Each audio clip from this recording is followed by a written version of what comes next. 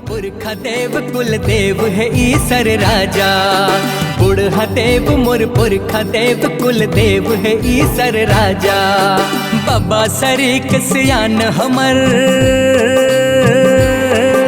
बाबा सरीक सियान हमर तोरे गाव गाव माँ बासा।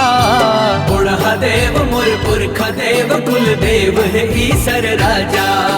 बुढ़ा देव मोर पुरखा देव कुल देव है ईसर राजा।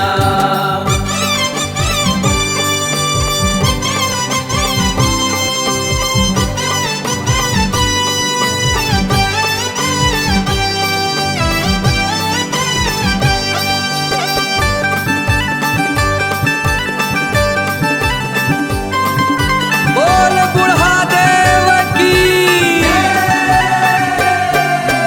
गाँव गाँव मसियानी चलते तोर परसादे। सुख शांति रखवारी बर ठाकुर देव बिराजे।